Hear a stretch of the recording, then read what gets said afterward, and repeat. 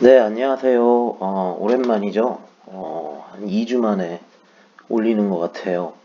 어, 오늘은 55번째 주제고요. 많이들 요즘은 많이들 아시긴 아시더라고요. 근데 그래도 또 중요한 거니까 한번 다뤄야 될 것 같아서 이 주제로 준비해 봤습니다. 그 뱃살은 만병의 근원이라고 하죠. 또 만병의 근원인 게 사실이고요. 그래서 만병의 근원이라는 이 나의 뱃살은 왜 생기고 그리고 어떻게 하면 뱃살을 줄일 수 있을까? 요 주제에 대해서 한번 오늘은 시작을 해보겠습니다. 시작하기 전에 역시 약사 PARK 구독과 좋아요 해주시면 정말 감사하겠고요. 내용이 오늘 조금 최대한 간단하게 하려고 노력은 할긴 할 건데 조금 복잡할 수도 있을 것 같아요. 하지만 최선을 다하겠습니다. 자, 첫 번째로 이제 뱃살과 비만이 생기게 되는 이유라고 해야 되나요? 원인들. 이 원인들에 대해서 할 거고요. 여러 가지 원인들이 있지만 저는 네 가지로 한번 집어봤습니다. 첫 번째는 약물들의 이제 부작용이죠. 주로 이제 처방약에서 많이 나오는데 이제 호르몬제, 호르몬제는 피임약은 일반 의약품으로도 나오긴 하니까요. 그 다음에 갑상선 치료제 또는 당뇨 치료제, 그 다음에 항우울제, 요런 것들이 대표적인 거죠. 물론 약에 따라 조금씩은 다르지만 요런 처방약들 또는 일반 의약품들 대부분 처방약들이 더 심하죠. 이런 것들이 이제 아마 그 약물의 부작용으로서 이제 비만의 가능성을 좀 높여주기도 하죠. 그 다음에 두 번째는 너무나 다들 잘 아시겠지만 심각한 운동 부족인데요. 운동이 부족하면 비만이 되는 건 대부분 아시겠지만 조금 더 자세하게 얘기하면 운동 부족으로 인한 근육량의 저하, 이게 가장 큰 이유라고 생각하시면 되세요. 왜냐면 근육은 우리가 먹는 당을 소비시켜주는 하나의 방법, 중요한 매개체인데 그게 저하가 되면 소비가 안 되는 거니까 그게 지방으로 되는 거죠.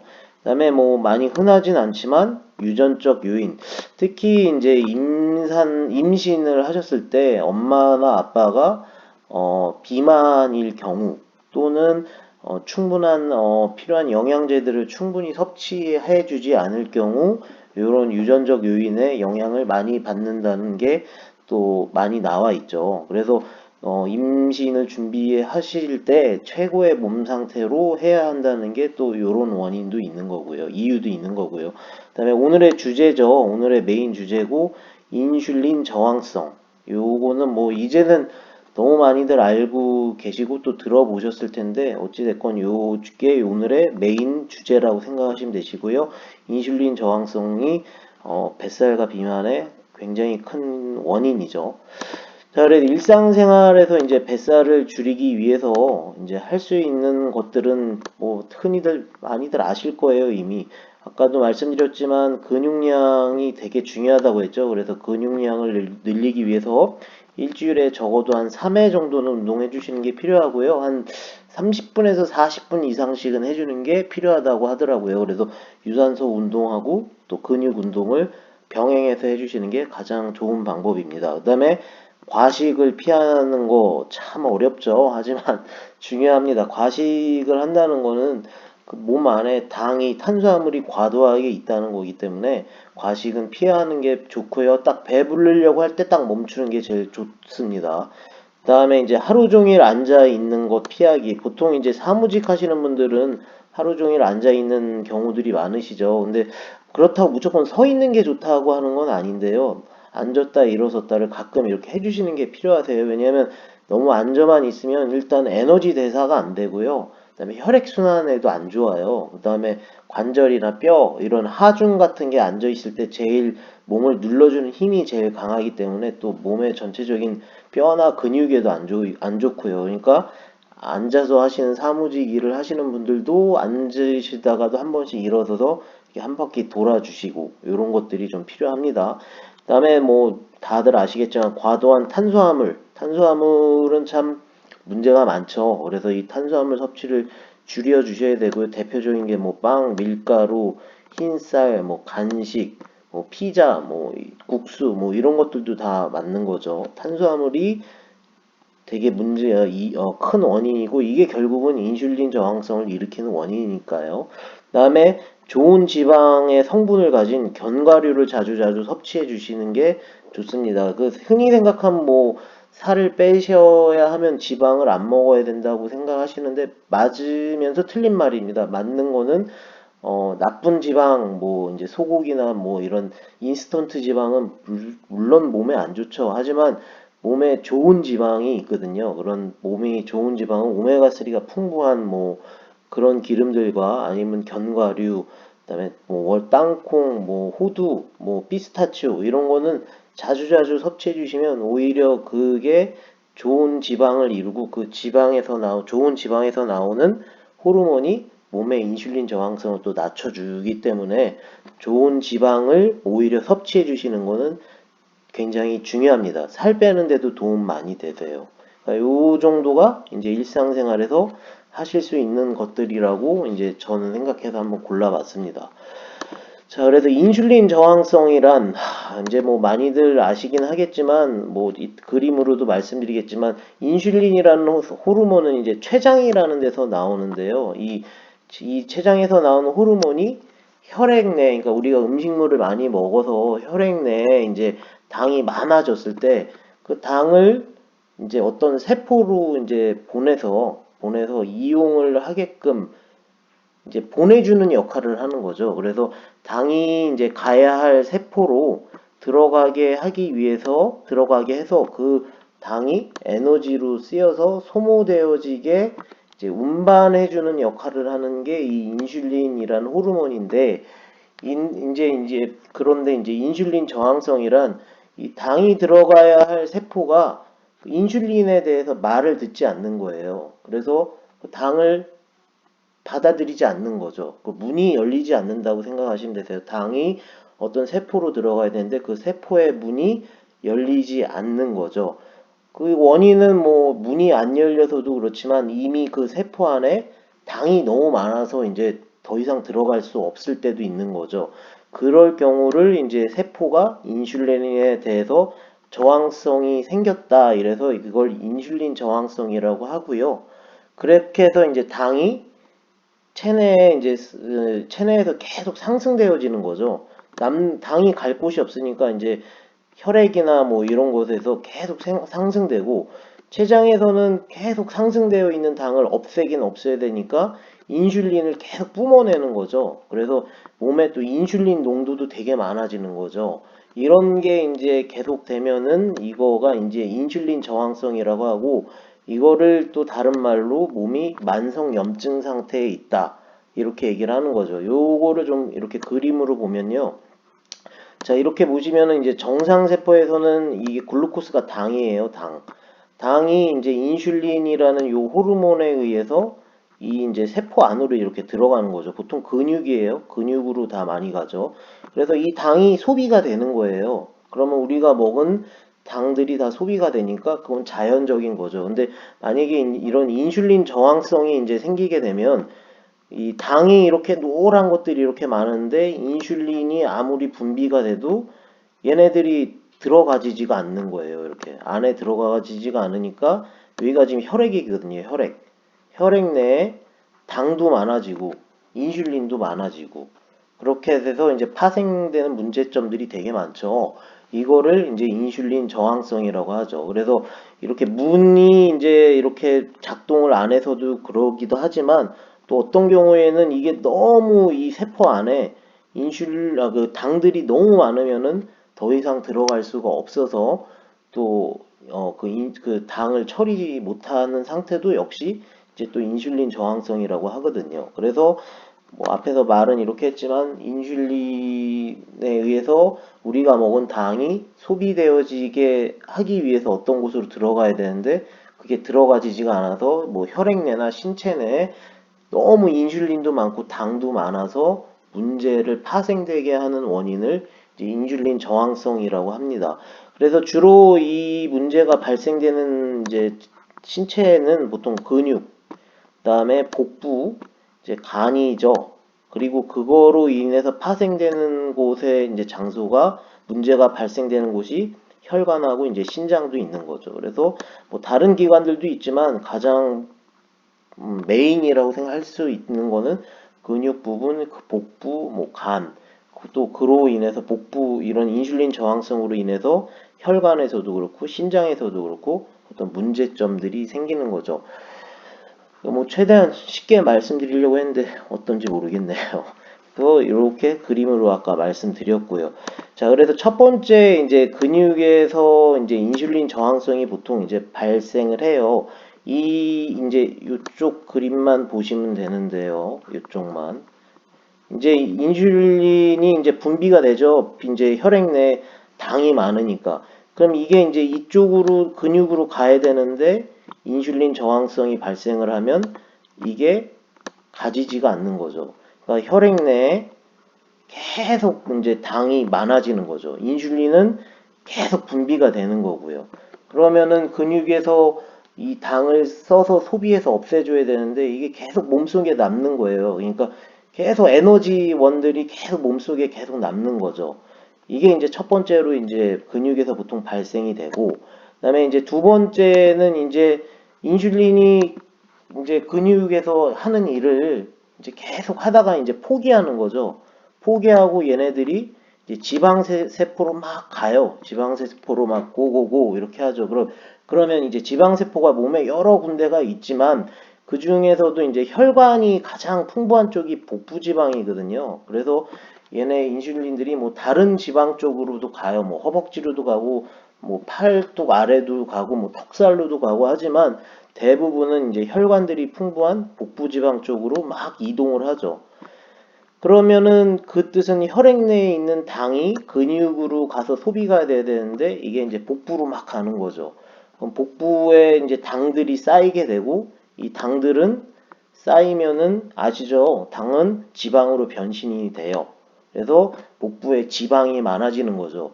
그래서 복부에 지방이 많아지면은 이제 복부 지방이 쌓이는 거고 배가 나오는 거죠. 근데 이것도 한없이 쌓이는 게 아니라 이것도 한계치가 있어요. 그래서 계속된 당의 복부 이동으로 복부에서도 나중에는 심각하게도 인슐린 저항성이 발생하는 거죠. 이미 이 단계까지도 이미 심각한데 여기서 더 가면은 이건 이제 더 심각한 거죠. 근데 어찌됐건 요 단계까지를 보면은 이제 복부에 인슐린이 이제 복부로 당을 보내기 때문에 이제 이렇게 뱃살이라는 게 이제 이렇게 생기는 거죠. 그래서 비만이 되고 그다음에 이제 이게 이제 어떤 여러 가지 병증의 원인이 되는 거죠. 그렇게 해서 이제 뱃살이 이제 보통 이제 생기게 되는 거예요. 그래서 세 번째로는 이제 복부에서 아까 제가 말씀드렸잖아요. 이제 여기서 보시면 아까 말씀드렸던 게 계속된 당의 복부 이동으로 복부에서도 이제 인슐린 저항성이 발생한다고요. 그렇게 계속 발생하게 되면은 복부에서의 이제 인슐린 저항성이 발생 이후에 이제 일어나는 것들은 이제 갈 곳 없는 더 이상 지방으로도 갈 수도 없고 근육으로도 갈 수도 없는 갈 곳 없는 당들과 또 계속 인슐린들이 이제 생성되는 인슐린들에 의해서 이제 혈액 내의 인슐린 농도가 이제 높아지는 거죠. 혈액 내에. 그러면은 이거는 염증 발생을 시키는 하나의 원인이 되는 거고 혈액 내 인슐린이 높아지면 혈관벽을 좁게 만들어요. 그 뜻은 혈압이 상승한다는 거고 그건 고혈압을 일으킨다고 생각하시면 되죠. 그다음에 혈액 내에 이제 갈 곳 없는 당들이 이제 혈액 내에 계속 쌓이게 되면은 당들의 이제 농도가 혈액 내에서 증가하게 되는 거고 이것도 염증 발생을 하는 하나의 원인이 되는 거고 이게 이제 당뇨병의 원인이 되는 거죠. 그리고 또 신장에서는 이제 그 혈액 내에 이제 인슐린이 막 많아지게 되면은 신장에서는 막 자기의 이제 소금을 보호하라는 명령이 이제 생기게 되고 그렇게 되면 이제 혈관 내에 막 물을 막 생기게 막 하거든요. 그러면은 혈관에 물이 많이 생기면 혈압이 이제 증가하겠죠. 혈액을 흐르는 그 압력이 증가하는 거죠. 그게 이제 또 고혈압의 원인이 되는 거죠. 그래서 요 그림을 보시면 이건 정상적인 건데 이렇게 지금 파란 게 당이고 노란 게 인슐린이죠. 그래서 인슐린이 막 이렇게 이제 피 속에서 이렇게 당이 많으니까 나오니까 이렇게 막 없어지는 거죠. 혈관 내에서. 근데 이렇게 지금 문제가 있을 때는 인슐린 리시스턴스 하면 인슐린 저항성이죠. 이렇게 지금 인슐린이 노란 게 막 발생을 하는데도 지금 빠져나가는 거는 요만큼밖에 안 되는 거죠. 그러니까 혈관 내에 당도 많아지고 인슐린도 많아지고 그걸로 인해서 염증도도 높아지는 거고 그렇게 하다 보면 인슐린 농도가 증가돼서 혈압이 상승되고 당이 높아지니까 당뇨가 생기는 거고 또 그로 인해서 혈관 내에 수분이 또 증가해 가지고 또 혈압도 또 다시 높아지는 원인이 되는 거죠. 그래서 이제 인슐린 저항성을 혈압의 원인, 당뇨의 원인, 뭐 그 더 나가면 심혈관 질환의 원인 그렇게 얘기를 할 수 있는 거거든요. 그 다음에 이제 네 번째는 아까 말씀드린 대로 이제 간에서도 인슐린 저항성이 발생을 해요. 요거는 이제 요 쪽을 이제 보시면 되는데 이제 인슐린 저항성이 간에서도 발생을 하면은 당이 인슐린이 나오면 인슐린이 간 쪽으로 이렇게 영향을 주면은 이 포도당이 나오지 말아야 되거든요. 근데 여기서는 인슐린 저항성이 생기면 간에서 포도당이 생성되면 안 되는데 왜냐면은 이미 몸에는 피에는 당이 많으니까요. 그래서 간에서는 포도당이 나오면 안 되는데 계속 간에서는 말을 안 듣고 이제 포도당이 증가하게 되는 거죠.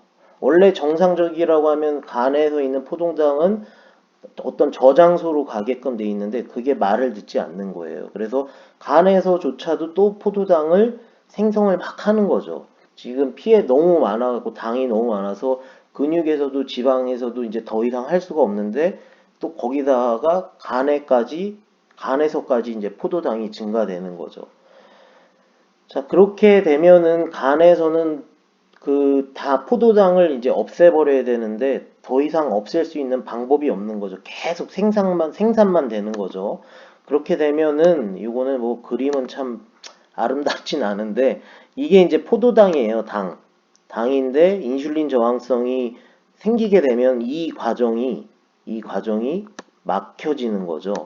그래서 이 포도당 성분이 계속 높아지게 되면은 처음에는 이제 올바른 방향으로 이런 식으로 이제 쓰이게 되는데 이 계속 심해지면 콜레스테롤이 높아지는 거죠. 콜레스테롤이 상승하게 되고 이렇게 상승하게 되고요. 그다음에 지방산이라고 하죠. 요거 지방산. 이게 이제 간에 지방이 많아지는 거죠. 이런 지방산들이 많아지는 안 좋은 일들이 생기게 되는 거죠. 그래서 어디다가 이제 더 이상 간에서 생성이 이제 포도당이 되면 안 되는데 계속 생산이 되니까 너무 포도당이 과도하게 되는 거고 그거로 인해서 콜레스테롤이 높아지고 지방산이 높아지고 이런 이제 악순환들이 계속 일어나게 되는 거죠. 자, 그렇게 되면은 간에서는 이제 인슐린 저항성 때문에 이제 포도당이 계속 이제 과도한 간에서의 이제 포도당이 이제 당이 계속 생성이 되면은 간에서는 아까도 말씀드렸다시피 과도한 당이 계속 생기는 거죠. 지금 이 당이 지금 계속 생기는 거잖아요. 이 글루코스가. 그럼 간에서 이제 당이 과도하게 생기면은 그거가 이제 지방이 되는 거죠. 그래서 이 당이 과도한 이제 지방이 되는 거고 그걸 지방산이라고 하거든요. 그래서 간에 이제 염증도가 높아지는 거고 과도한 이제 중성지방이 생기는 거죠. 그 결과물은 지방간이죠, 지방간. 여기서 이게 더 심해지면은 그 지방에서 이제 염증이 생겨서 지방 간염이 되는 거고요. 그래서 간에서 너무 당이 이제 사용도 되어지지 않는데 과도하게 생성이 되니까 그 당이 지방으로 바뀌고 그게 염증의 원인이 되면서 이제 간에 지방이 많아지니까 지방간, 그다음에 염증이 상승해서 지방 간염이 되는 거죠. 그리고 아까도 말씀드렸지만은 이 글루코스가 아까 이 당이 이 콜레스테롤도 계속 상승시켜 준다고 했잖아요. 이 콜레스테롤이 상승을 하게 되면 적당한 콜레스테롤은 우리 몸에 되게 중요하지만 너무 이제 과도한 콜레스테롤이 증가가 되면 역시 혈관의 염증을 상승시켜주고 이거를 이제 고지혈증이라고 하죠. 그래서 혈압, 당뇨, 고지혈증 이게 다 인슐린 저항성하고 관련이 있는 거예요. 그 인슐린 저항성의 원인은 과도한 당 때문에 생기는 거고요. 그리고 그 과도한 당은 또 인슐린 저항성을 일으키고 그거는 몸에 이제 만성 염증을 일으키게 되는 거죠. 그래서 굉장히 안 좋은 거죠. 비만만 생기는 게 아니라 그게 더 가면 몸에 이렇게 안 좋은 영향을 끼치게 되는 거죠. 그래서 요런 경우에 이제 꼭 필요한 영양소들을 이제 제가 많이 되게 여러 가지 있죠. 뭐 많이들 이것저것 들어보셨을 거예요. 근데 그 중에서도 제가 가장 중요하다고 생각하는 거는 역시 인슐린 저항성에 가장 많은 논문과 연구 결과들이 있고 굉장히 많이 긴 시간 동안 검증이 된 질이 좋고 순도가 좋고 흡수가 좋은 오메가3죠. 요거는 이제 고르는 기준은 참고로 제가 말씀을 드리겠지만 참고로 생각하시고 약국에서 약사님들하고 한번 잘 상담을 받아보세요. 일단 질이 좋다라는 거는 이걸 가지고 뭐 완벽하게 다 검증이 된다고 할 수는 없지만 그래도 꽤 참고할 수 있는 자료라고 저는 생각을 합니다. 그래서 이 오메가3를 이렇게 딱 보셨을 때 뒷면에 보통 보면 IFOS라는 인증 마크하고 별 5개가 있는 제품으로 이왕이면 선택하시는 거를 추천을 해드려요. 이 IFOS는 보통 이렇게 생겼어요. 그래서 International Fish Oil Standard라고 해서 뭐 이게 이제 어떤 해양 생물에 대해서 미국에 있는 어떤 기관인데 거기서 나름대로 굉장히 오래된 역사 전통을 가지고 평가를 내리는 기관이라고 생각하시면 되세요. 그래서 요 인증 마크랑 요 별이 5개 있는 걸로 이왕이면 고르시면 그래도 더 100% 맞다고 할 수는 없지만 꽤 믿을 수 있다. 이렇게 말씀을 드리고 싶어요. 그 다음에 순도가 좋다. 이것도 뭐 약간의 다 차이는 있어요. 뭐 또 약사님들마다 개인의 또 주관들이 있으시는 거니까. 근데 저 같은 경우는 EPA와 DHA 합이 900에서 1000mg 이상. 저는 개인적으로 뭐 1000mg 이상인 걸 좋아하지만 900도 높은 거니까요. 900에서 1000mg 이상. 그 다음에 세 번째로 이제 흡수가 좋다는 거는 제 3세대인 RTG 오메가3를 말하는 거죠. 그래서 요거 같은 경우는 제품의 앞에 RTG면 RTG라고 써 있어요. 그래서 요 세 가지를 좀 참고로 해서 알아두시면 뭐 고르실 때 좀 도움이 되지 않을까. 함량은 저 같은 경우는 많이 비만이시거나 어떤 당뇨나 고지혈이나 고혈압 같은 게 있으신 분들한테는 한 3개에서 1000mg 기준으로 했을 때 한 3개에서 4개 정도를 하루에 섭취하시는 거를 권장해 드려요. 그러니까 뭐 3개일 경우에는 뭐 첫 식사 후에 2개, 다른 식사 후에 뭐 1개 이렇게 드셔도 되고 4개인 경우에는 뭐 식사 후에 2개, 다른 식사 후에 2개 이렇게 드시면 좋죠. 왜냐하면은 이 하루에 하나 가지고는 그냥 아무 별 문제가 없을 때 그냥 건강 유지 목적으로는 그러실 수 있는데 어떤 비만이 있거나 인슐린 저항성에 의한 이런 비만이 있거나 그 다음에 어떤 혈압, 당뇨, 고지혈 뭐 이런 거나 아니면 심혈관 질환 이런 관련된 이런 질병이 있으신 분들은 한 3-4개씩 드시는 게 좋아요. 예, 이거는 제가 많이들 이렇게 드신 분들이 좋다고 하셨고요. 또 저 또한 그렇게 먹고 있으니까 이왕 드실 때 3개에서 4개 정도를 이렇게 드시는 게 좋습니다. 다이어트에도 좋아요. 이렇게 드시는 게. 네. 왜냐면 제가 아까 말했죠. 뱃살 빠지는데 이 인슐린 저항성이 굉장히 뱃살을 생기게 하는 큰 원인이라고 했죠. 이건 아까 그 인증 마크고요. 그다음에 두 번째로 제가 하나 더 꼽자고 하면은 아까 그 탄수화물 때문에 간에 의해서 지방간, 간염, 고지혈증 이 3가지가 또 생길 수 있다고 했잖아요. 그래서 밀크시슬 건조 X 요것도 참 좋은 선택이라고 생각합니다. 이왕이면 건강기능식품보다는 일반 의약품으로 선택하시는 게 좋고요. 이거는 보통 약국에만 팔죠. 그래서 밀크시슬 건조 X고 성분은 이제 실리마린 성분인데 요게 이제 간장약인데 제가 말하는 건 우루사는 말하는 게 아닙니다. 그 밀크시슬 건조 X라고 뭐 종근당에서도 나오고 대웅제약에서도 나오고 뭐 여러 회사에서 나와요. 그래서 일반 의약품으로 된 밀크시슬 건조 X를 드시면 요게 또한 역시 그 간에서 어떤 지방산이 생성되는 거를 막아주는 크게 중요한 핵심 성분을 갖고 있거든요. 그렇기 때문에 요것도 하나의 또 다른 추천해드리고 싶은 영양소 중에 하나라고 생각해서 한번 추천해드립니다. 자, 그래서 오늘 추천해드리고 싶은 건 이 두 가지 영양소고요. 그래서 제가 인슐린 저항성을 정의하면 인슐린 저항성은 일반인들한테서도 되게 많아요. 자기가 당뇨나 고혈압이나 고지혈이 없다고 하더라도 뭐 단 게 자꾸 땡기고 그다음에 먹어도 금방 배고파지고 뱃살이 뭐 많이 있고 이런 분들은 대부분 인슐린 저항성이 좀 있다라고 생각하시면 되거든요. 그래서 인슐린 저항성을 정의하면 누구에게나 다 흔하게 있을 수 있는 거고 요즘 같은 때는요. 운동도 부족하고 뭐 인스턴트 서구와 그다음에 야채 섭취가 이제 적어지니까요. 그래서 만성 염증이라고 생각하시면 되고요. 만성 질환들의 근본적인 원인이라고 생각하시면 되세요. 뭐 혈압, 당뇨, 고지혈 뭐 이런 것들이죠.